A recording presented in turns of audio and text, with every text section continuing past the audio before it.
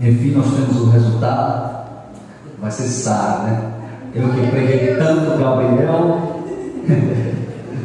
Eu coloquei nos stories pela manhã logo cedo, porque as pessoas parecem que tem fumaça na cabeça, sabe, irmão? Quando eu escolho o nome do meu filho, não é em detrimento de uma menina, nada a ver. É apenas uma preferência que eu creio que está entre a maioria dos homens. Não vou dizer todos, porque tem aqueles como o Bruno que gostariam de ter uma menina. E eu escolhi de preferência Gabriel. Orei a Deus e disse: sobretudo seja feita a sua vontade. E a vontade de Deus prevaleceu. E é a vontade de Deus que Sara venha para essa família, né? Aguardar para o seu filho, sua filha. Aí você já tá aí a sugestão, né? Já está profetizando, né? É bonito, Heloísa, né? Casal. Ô Bruno, coloque. Aí você baixa o microfone, coloca o fundo para mim. É um L aí, viu? Glória a Deus. Muitos irmãos gostam de dar sugestões, né? Mas eu não vejo um dizendo: vai ser Heloísa, o meu. Aí atribui para outros. Louvado seja Deus. O nome da minha filha é Sara, já foi resolvido. Sara Nascimento. Eu quero que você abra sua Bíblia. Para mim é um motivo de alegria, de honra, poder repartir com vocês. Estava com saudade, né, de poder ministrar a palavra de Deus. Mas os irmãos, se sentir falta de mim, por gentileza, entre lá no meu canal. Palavras boas, agradável, curto. Tem umas coisas nos TikTok, irmão, não sei como é que as pessoas perdem tempo com aquilo ali. Coisa totalmente desnecessária, sabe, irmão? E uma palavra boa, rica, poderosa, eficaz, atual, viva, ninguém quer ouvir. As pessoas viram as costas, presbítero Roger. E olha que eu pedi a Deus: Pai, me ajuda a tentar repartir com os irmãos aí, que estão do outro lado, uma palavra curta, bem direta, de no máximo 2 minutos. Vocês vão aprender, irmão. É boa, é agradável. Eu quero repartir com os irmãos o Evangelho de Jesus Cristo, segundo o relator Mateus, capítulo de número 14, a partir do verso de número 22. Mateus, capítulo de número 14, a partir do verso de número 22. Glória a Deus. Alberto, Gênesis vem aí, viu? Aguardo. Tá muito alto, vai cortar aí. Quero ver se eu corto algumas partes para colocar no meu canal aí. Vai ser bom. Glória a Deus. Amém? Quem encontrou diz amém. Glória a Deus. Leremos o verso 22. É uma história linda e rápida. Logo a seguir, compeliu Jesus os discípulos a embarcar e passar adiante dele para o outro lado, enquanto ele despedia as multidões. E despedidas as multidões, subiu ao monte a fim de orar sozinho. Em caindo a tarde, lá estava ele só. Entretanto, o barco estava longe, a muitos estádios da terra, açoitado pelas ondas, porque o vento era contrário. Na 4ª vigília da noite, foi Jesus ter com eles, andando por sobre o mar. E os discípulos, ao ver-no andando sobre as águas, ficaram aterrados e exclamaram: é um fantasma! E tomados de medo, gritaram. Mas Jesus imediatamente lhes disse: tem bom ânimo, sou eu, não temais. Respondendo-lhes Pedro, disse: se és tu, Senhor, manda-me ir ter contigo por sobre as águas. E ele lhes disse: vem. E Pedro, descendo do barco, andou por sobre as águas e foi ter com Jesus. Reparando, porém, na força do vento, teve medo, e começando a submergir, gritou: salva-me, Senhor. E Jesus, estendendo a mão, tomou-lhes e disse: homem de pequena fé, subindo ambos para o barco, cessou o vento, e os que estavam no barco o adoraram, dizendo: verdadeiramente és filho de Deus. Glória a Deus. Tome seus assentos em nome de Jesus Cristo.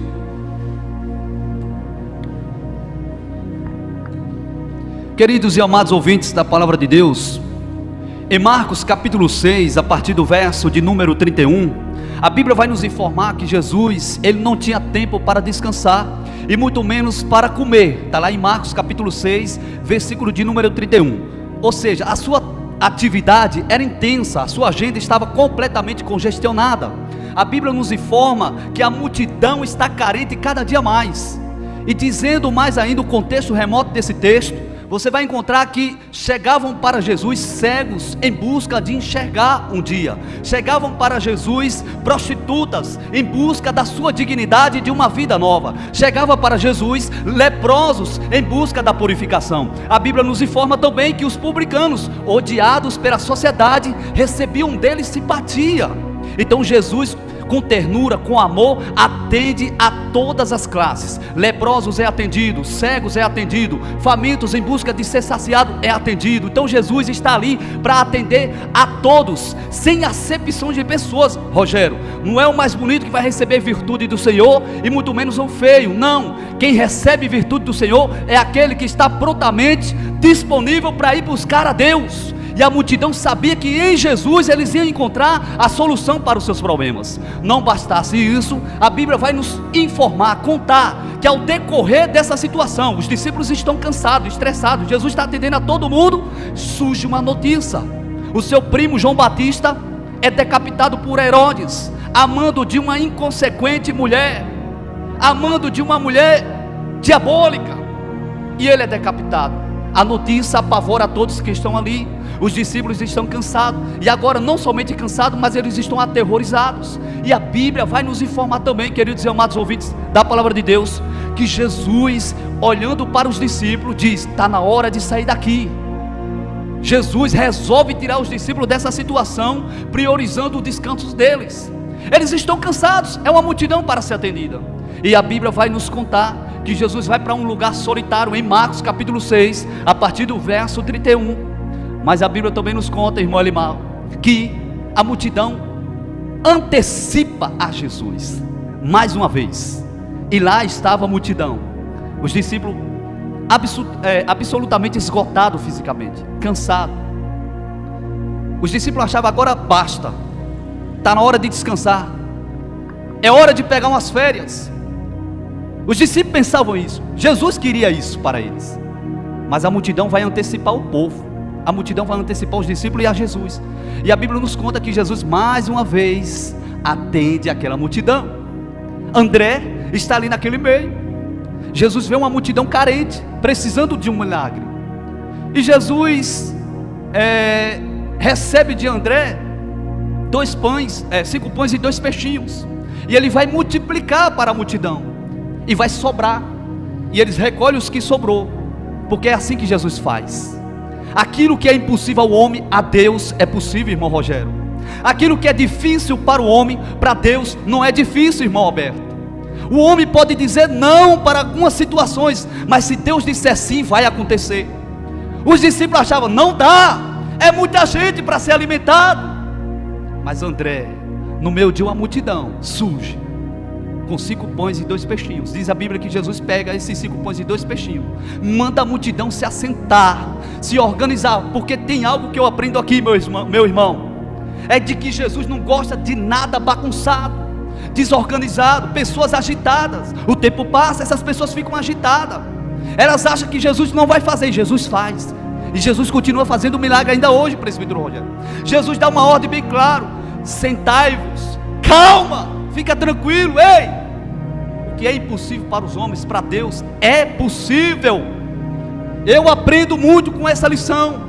Olho para o texto e entendo porque Jesus disse para os discípulos se assentar, porque estava todo mundo agitado.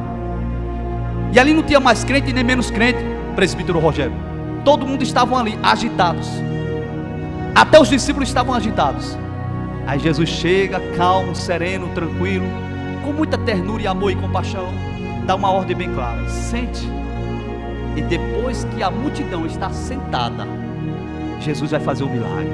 Aleluia, louvado seja o teu nome. Tem momento que você tem que parar, tem momento que você tem que entender que é hora de se assentar, tem momento que você tem que entender a vontade de Deus e ouvir a voz de Deus. Quando é para ir, mas quando é para recuar, tem que recuar. Tem pessoas que passam por cima da ordem de Deus, atropelam as coisas, não esperam, não tem paciência, perde a sua esperança rápido. Mas Jesus está aqui nesta noite para dizer: calma, assente, fica quieto, fica tranquilo. Há um texto que é muito bonito que diz assim: aquietai-vos e sabeis que eu sou Deus. Você quer conhecer Deus? Aquietai-vos o seu coração, fique quieto, e você vai saber quem é o seu Deus, presbítero Rogério. E diz a Bíblia que depois que Jesus atendeu as multidões, há um murmurinho ali no meio, porque é assim, onde há multidão há murmurinho. É isso. Tem fofoca, tem picuinha do inferno. A Bíblia vai nos informar que eles estão querendo transformar Jesus em um messiano político que atende ali e agora. E Jesus, sabendo do coração daquela multidão, dá uma ordem bem clara para os discípulos e os compeliu a entrar no barco. Em outras traduções vai dizer assim, irmão Natiero, e os obrigou, forçou. Jesus não pergunta, ele obrigou, o texto é bem claro, e os compeliu, e os ordenou. Não teve sugestão, foi uma ordem clara. Em outras palavras, ele forçou a barra, entra no barco. Mas por quê? Por quê? Já se fez essa pergunta dentro desse texto? Para você ter a resposta de Deus. Por que Jesus os obrigou ali? Porque ele os forçou a entrar no barco. Sabe por quê? Porque tem horas na mente de Cristo. Na mente de Cristo tem pessoas que é melhor você, eu vou resumir em poucas palavras para você entender. É melhor você enfrentar uma tempestade dentro da vontade de Deus do que um tempo de calmaria fora da vontade de Deus. Depois do milagre, preste bem atenção, está todo mundo em paz. A conversa é outra, vamos transformar o Messias em um Messias político. Ele vai ser o rei, atende a todos os requisitos, tudo aquilo que queremos no momento ele vai lá e dá. E aquilo ali, irmão Alberto, poderia descer ao coração dos discípulos. Então Jesus os obriga, os compele, entra no barco agora, porque Jesus sabia, é melhor enfrentar uma tempestade dentro da vontade de Deus, do que um tempo de calmaria fora da vontade de Deus. E agora, como entender essa situação? Porque os discípulos estão debaixo de uma ordem divina, estão obedecendo. Como que pode isso acontecer? Eu obedeço a Jesus, dou o dízimo, venho à igreja todos os dias, sou uma pessoa piedosa, olho para o espelho e digo: nossa, como eu sou santa, ou como eu sou santo. Por que eu estou enfrentando tempestade? Já se perguntaram por que crente enfrenta a tempestade? Na vida de crente, irmão, não existe ausência de tempestade, não. Na vida de crente vai existir tempestade, fornalha, vai existir cova dos leões, mas uma coisa eu lhe garanto, dentro dessas situações tem a presença de Deus. Foi assim com Sadraque, Mesaque e Abidnego. Eles não foram poupados das chamas do fogo, mas dentro lá da fornalha, eles foram poupados, guardados e protegidos. Na cova dos leões procede a mesma coisa. Daniel não é poupado dos leões, Daniel é poupado lá dentro da cova dos leões. Então a Bíblia nos informa que os discípulos estão debaixo de uma ordem de Cristo, obedecendo a Deus, e eles estão enfrentando uma tempestade. É as tensões da vida. Quem nunca aqui já fez perguntas para Deus? Eu já fiz várias, e muitas das vezes não entendo. Que nem disse Elimar, e eu lembro muito bem, não cabe a mim ouvir e ter a resposta de Cristo naquele momento que eu estou fazendo um questionamento. O que basta para mim e para você é crer, acreditar. E a Bíblia nos conta, irmão Alberto, por quê? Os discípulos estão enfrentando uma tempestade sobre a ordem de Deus. São dois tipos de tempestade. Isso aqui é interessante, irmão presbítero Rogério. Crente enfrenta a tempestade com um intuito de que Deus quer nos fortalecer, de que Deus quer nos trazer experiência. Algo sobrenatural está para acontecer, algo melhor está para vir. A Bíblia nos informa que os discípulos estão enfrentando uma tempestade a mando de Cristo, obedecendo a Deus. Mas também tem aqueles que Deus manda uma tempestade não para os matar, mas para os corrigir, para os fortalecer. Quem é que não lembra de Jonas? Deus manda a tempestade para crente desviado, que procura fugir da vontade de Deus.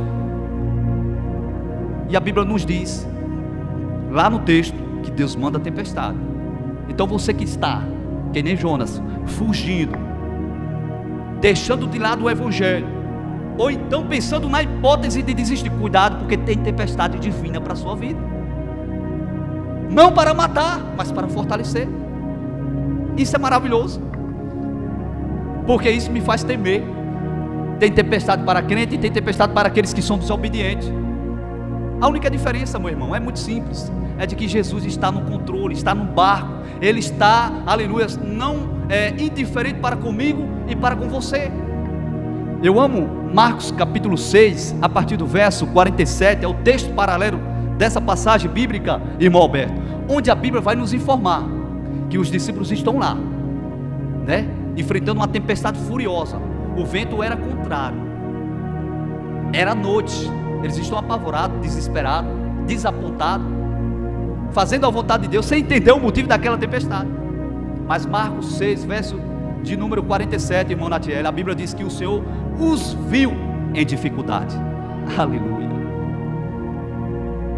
Eu acho que o fato de eu dizer aqui nesta noite que o Senhor os viu em dificuldade era um motivo de você pelo menos levantar dessa cadeira e glorificar, levantar as suas mãos e dizer: nossa, que Deus maravilhoso. Vou repetir, o Senhor os viu em dificuldade. Você está em dificuldade, o Senhor te vê, Ele está te vendo. Os discípulos estavam em dificuldade, com muita dificuldade, enfrentando aquela tempestade, e eles tinham uma experiência, já tinham enfrentado uma tempestade, já tinham atravessado aquele mar, muitas das vezes, mas agora estava fora do controle deles. Somente Cristo, aleluia, poderia resolver a situação. Tem coisas que estão fora do nosso controle. O que fazer quando isso acontecer? Ficar em paz, não se perturbar.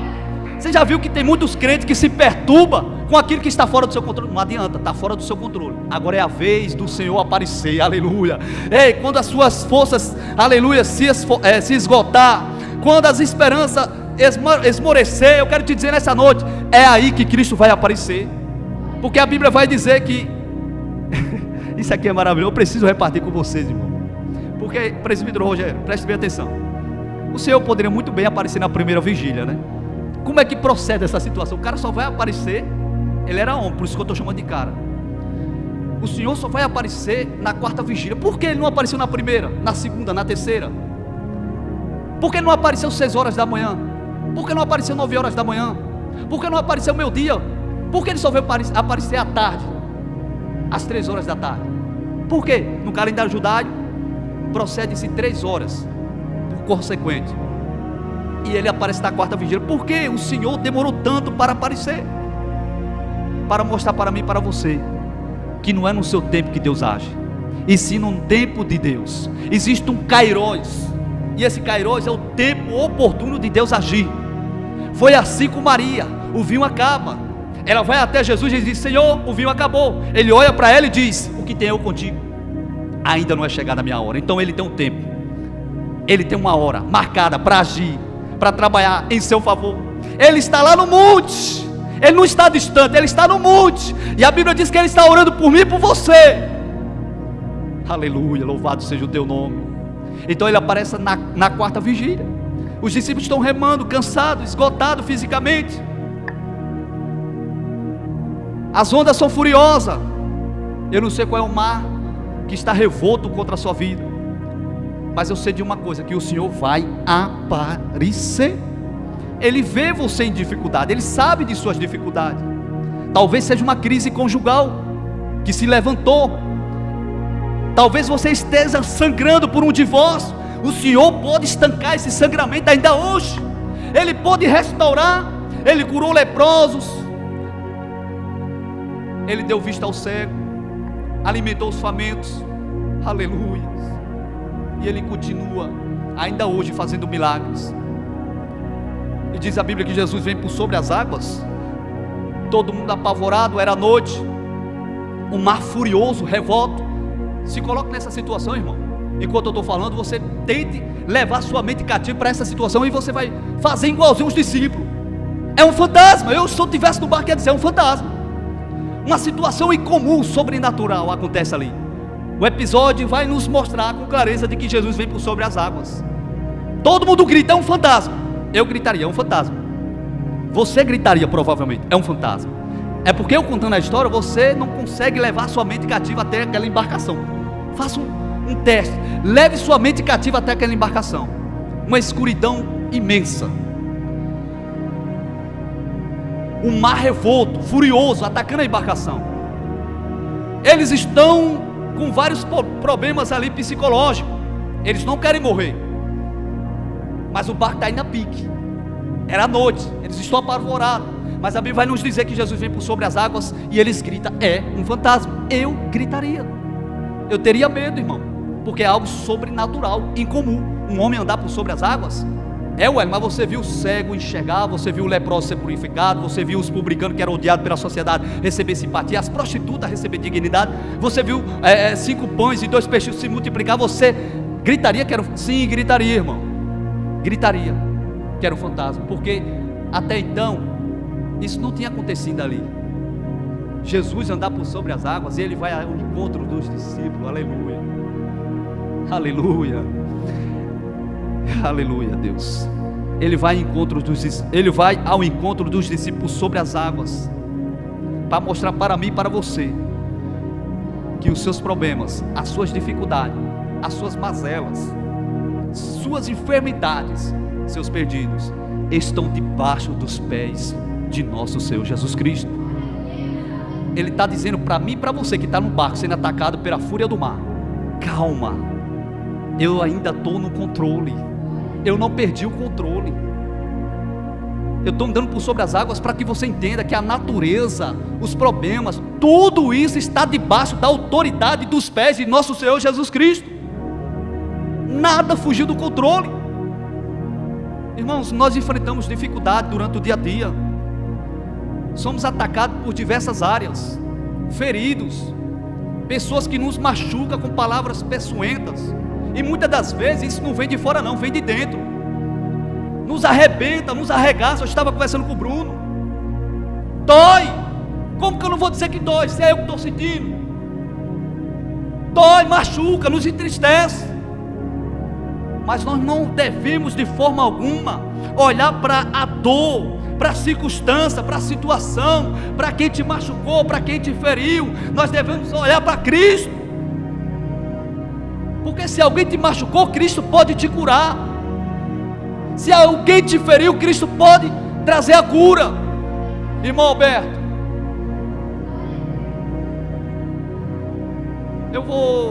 não vou dizer o nome, mas o irmão Alberto chegou para mim e disse que o irmão disse: o L quer ser metido a intelectual. Irmão, qual é o problema disso? Virou um pecado eu ser metido a intelectual. Eu não posso pisar por cima das pessoas humildes.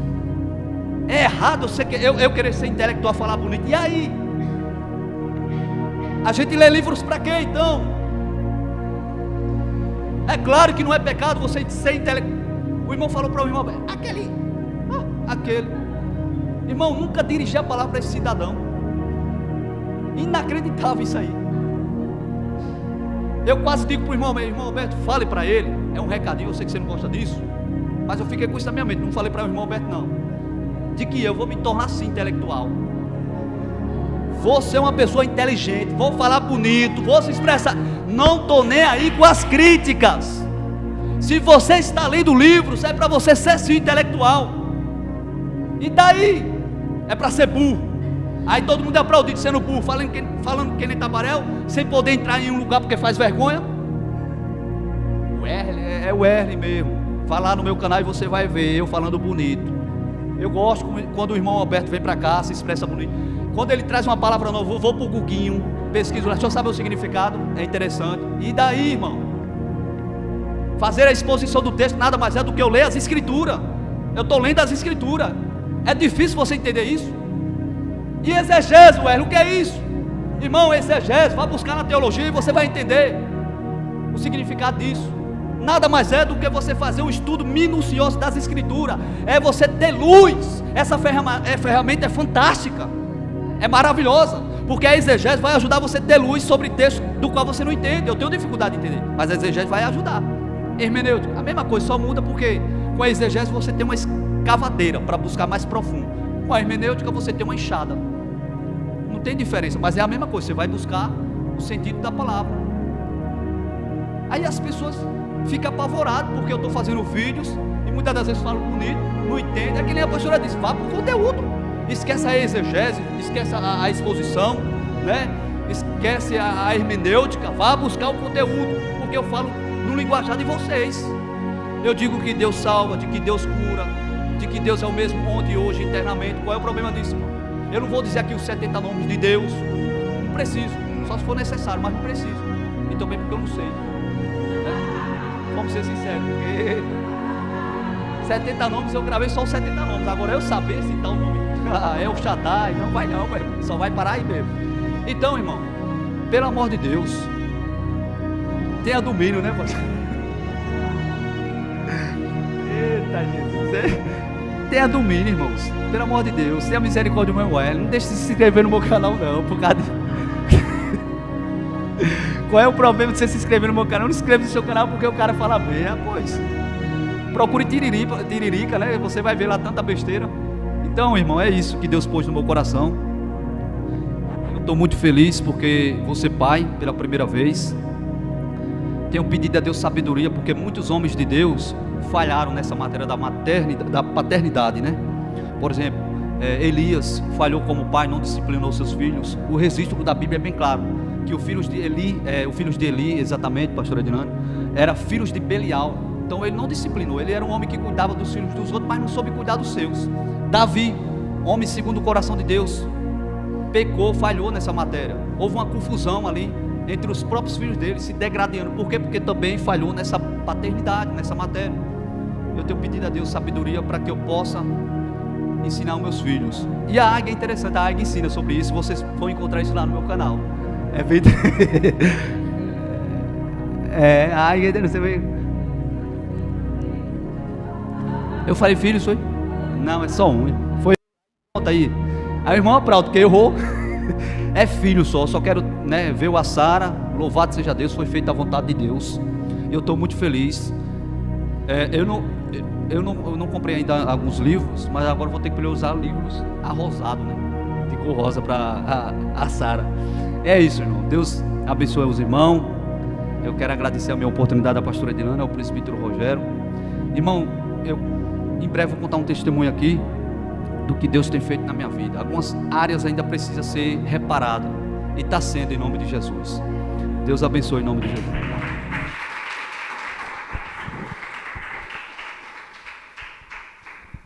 Glória a Deus. Ficamos de pé.